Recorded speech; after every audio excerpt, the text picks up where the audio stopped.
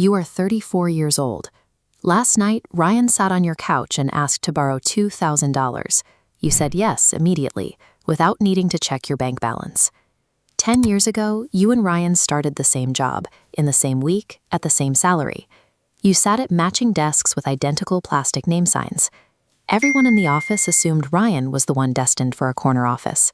He worked harder, stayed later, and projected the image of a man moving quickly toward success. By 34, your financial trajectories have completely separated. At 24, you stopped prioritizing the appearance of growth and began the slow process of funding your own departure. At 24, a salary feels like a victory until it vanishes. Every 2 weeks, the deposit covers rent, a car payment, and a dozen small upgrades that feel like nothing until the account balance hits zero. When you get a $4,000 raise in March, the lifestyle expands to meet it. A nicer apartment and a new phone dissolve that extra income into a slightly more expensive version of the exact same routine. You aren't broke, but you are fragile. You are running at full speed just to remain in the same spot, one mechanical failure or medical bill away from a crisis you cannot afford. Stepping off this treadmill requires a counterintuitive strategy. It involves making choices that, from the outside, look like you are losing. The danger isn't poverty. It is the 40-year cycle of appearing successful while possessing no actual margin for error.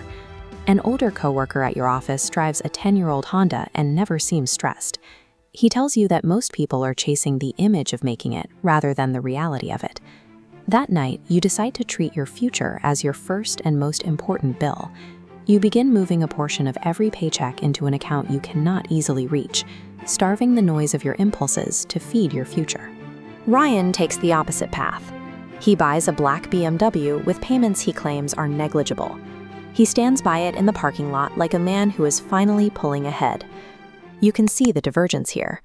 Ryan is weighed down by immediate debt obligations to maintain his status. You continue driving your aging Corolla, while a small stack of capital begins to grow in the background. Your coworkers assume you are struggling. They offer pity because you lack visible upgrades, unaware that your cash reserves already exceed both of their savings combined. You are trading public approval for private security. Accepting the judgment of others is the specific cost required to build a permanent financial buffer. By 29, the social pressure peaks. At a dinner party, your peers announce senior manager titles and condo purchases. Every milestone is met with immediate applause and validation. When the table asks what is next for you, you have no new titles or upgrades to report. You watch the polite disappointment on their faces as the conversation moves on.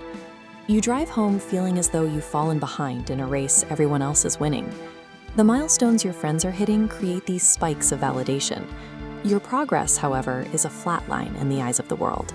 A growing savings balance offers no dopamine, no fire emojis, and no public scoreboard. Late at night, you open a car app and look at a newer model. Your thumb hovers over the financing button. For a moment, you are willing to spend everything you've built just to feel like a player again. You put the phone down. Surviving the urge for public validation is more difficult than the act of saving itself. At 31, a layoff sweep hits the office. You and Ryan both lose your income on the same Thursday morning.